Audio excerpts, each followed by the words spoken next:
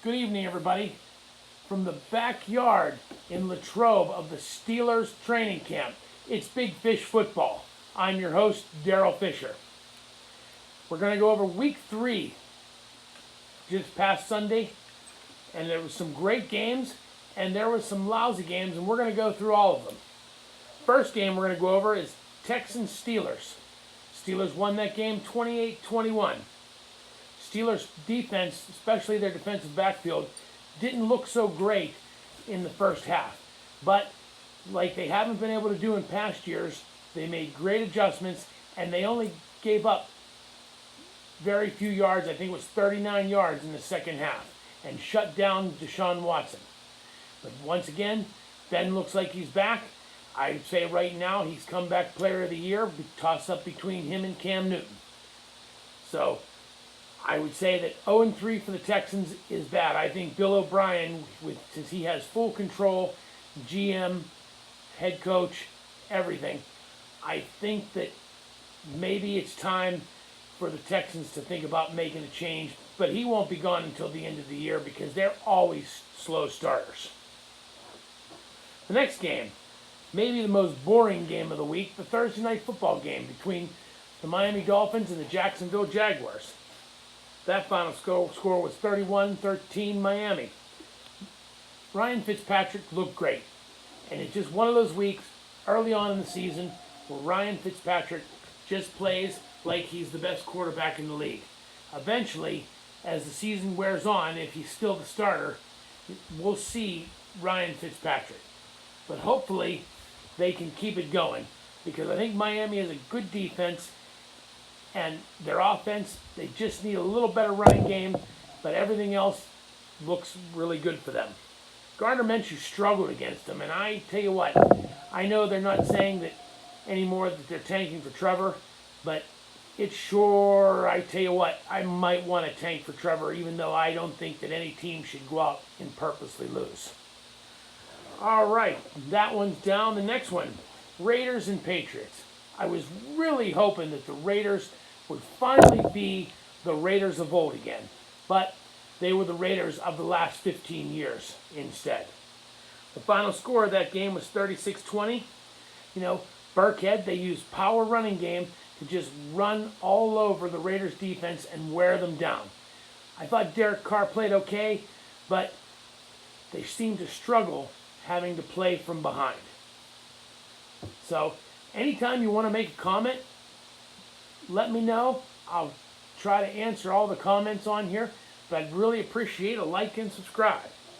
And on to the next game. The New York Jets versus the Indianapolis Colts. 36-7. And I tell you what, folks, and I hope a lot of you agree with me, the Jets are absolutely uncompetitive. The game is over almost as soon as it begins. I think Adam Gase has to be on the hot seat. I just think that, if this was a normal, we weren't in the COVID situation we are, and there were fans in the stadium, I think people would even be more rabid to get rid of Adam Gase. I didn't think he was the right choice. I think they should have paid the money for Matt Rule, or they should have went somewhere else, maybe do the Steeler way.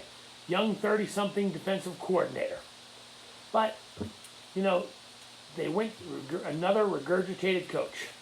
And as you can see, they stink. They're, to me, the worst team in football. While the Colts will be good enough to make the playoffs, maybe win a playoff game, but that's about it. Phillip Rivers, he looks decent, but he seems to have lost a little. So that's that one. On to the next game. This was a pretty good game. Panthers 21, Chargers 16. The defense and special teams ruled the day as Matt Rule got his first win as a head coach. Justin Herbert made his second straight start for the Chargers, and at this point, you're only 1-2. I don't see any reason why you would not keep Justin Herbert the starter. Tyrod Taylor, he deserves to be the highest paid backup quarterback in the league, but that's all he's ever going to be. I don't see him carrying a team into a deep playoff run. I could be wrong, but I don't see him taking the team into a deep playoff run. The next one, Bears versus Falcons. Another absolute collapse. Absolute collapse for the Atlanta Falcons. The Bears, in the third quarter, they had enough of Mitch Trubisky. He wasn't playing horrible, he was just ineffective. So they brought in Nick Foles, and Nick Foles played lights out. He did throw one interception, but he was still really, really good. Enough where they won the game. But, the Atlanta Falcons, you can't fire the coach. I mean, maybe they have to make some defensive coaching changes, or maybe move some guys, maybe bench some defensive guys. But, there's something wrong when the Atlanta gets that big of a lead and blows it. That's 2 weeks in a row now. I mean, first time is, coincidence. Second time, it's a problem. Next game, Rams versus Buffalo. A fantastic game. Josh Allen for the Buffalo Bills is the real deal, folks. He is the absolute real deal. They were up by a lot. The Rams showed that they're a pretty good team also. They fought their way back into this game, and they were leading with next to no time left, and Josh Allen ruled the day with a throw into the end zone to win the game. I really like Buffalo. I would say right now that the Buffalo Bills are the second best team in the AFC behind the Kansas City Chiefs. Next game, a snoozer bowl. Washington football team versus the Cleveland Browns. The Cleveland Browns, folks, they did what they had to do to win. So, I mean, they're 2-1, and they're celebrating up there in Cleveland like they won the Super Bowl. I don't know what it is about Cleveland. Here in Pittsburgh, we can, the closer we get up north, we can smell Cleveland. But they just do enough to win. They'll probably finish 8-8, 9-7. 9-7. The players will probably get a parade by the fans, and the fans deserve a winner. The fans deserve a winner. I mean, they're loyal fans. But Washington, Dwayne Haskins didn't play well. You had Ron Rivera after the game talking about maybe sitting him down. That there was a shelf life on him. So, I mean, tell me what you think about that. I think that, I think Washington with a new head coach, Washington's in a rebuild. So you throw Dwayne Haskins out there and for a full season, and you see what he can do. He played really well against Philadelphia. I mean, I thought he single-handedly won that game. Next, we go to Tennessee versus Minnesota. And this one bothers me. Tennessee pulls it out with a last-second field goal by Stephen Gutowski. And I just feel bad for Mike Zimmer and the city of Minnesota. Mike Zimmer is a great coach. He was a great defensive coordinator with Cincinnati. Being here in Pittsburgh, we watch those games intently twice a year. And I tell you what, Mike Zimmer deserved the head coaching job. He deserved it. And for those people that are saying that, oh, maybe his job's in trouble, no way. He just signed an extension right before the season starts. He's one of the better coaches in the NFL. And I tell you what, Kirk Cousins needs to play better, or they need to start looking elsewhere for a quarterback. I would say if they lose this coming week in week 4, maybe it's time to sit Cousins down. But they're right now, hopefully, can get back into their locker room in their facility tomorrow because they're locked out due to the Tennessee Titans COVID outbreak. So, it was a great game. You pull for guys like Mike Zimmer because they're such great guys. On to the next one. And hey, just want to let everybody know that this is a new program. It's going to be a weekly program. And then when there's big news in the NFL, we're going to come up. So just give us a like and subscribe. And right now, I'm going to introduce you to my executive producer, my son, my best pal, Ryan Fisher. Hi. All right. On to the next game. San Francisco versus the lowly New York Giants. The Giants are in a rebuild. I mean, it's that simple. You've got your quarterback for the future. You've got your running back for the future that now has a torn ACL. It is what it is. They're going to lose a lot of games. If they win 3 games. If they win 3 games, I think it'll be a miracle. I know that the NFC East is absolutely horrible, but I think they're the worst team in the NFC East. The 49ers, the train keeps rolling for the San Francisco 49ers, as they had, half their team on injured reserve now, a lot of their starters, their best players. I mean, Solomon and Nick Bosa. I mean, Nick Bosa is a killing machine, and they're going to be hurting down the road when they have to play big games without Nick Bosa. Final score of that one was 36-9. Nick Mullins played well, and I tell you what, it was the New York Giants, and they're in a rebuild, and they are terrible. So, I don't really think that they're going to win many games, and it really wasn't much of a big-time effort for the 49ers. The craziest game of the week, Cincinnati 23, Philadelphia 23. What is going on in Philadelphia? Is it Carson Wentz? I mean, I don't think it's Doug Peterson. But the thing of it is the defense. You're 3 years removed from a Super Bowl championship, and now it seems to be all falling apart. I think there's too much moving the pieces around by Howie Roseman.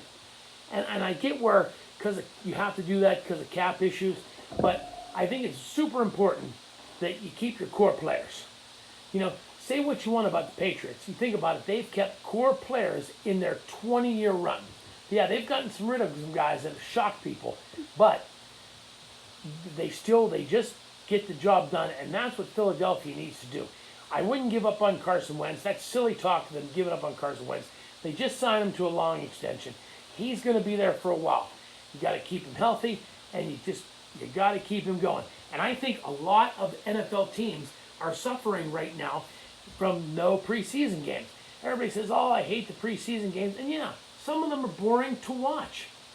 But the thing of it is, there's a reason why they have preseason games, and with a lot of teams, you're seeing that right now. Final score of that was 23-23. Joe Burrow is the real deal, and the Bengals are fun to watch. They are a young and feisty team, and Burrow he is going to be a star. After Ben Roethlisberger retires, and I can see him being the best quarterback in the AFC North. Next game, Tampa Bay versus Denver. Let's face it, they're not going to have a good year. I think Vic Fangio's job may be on the line.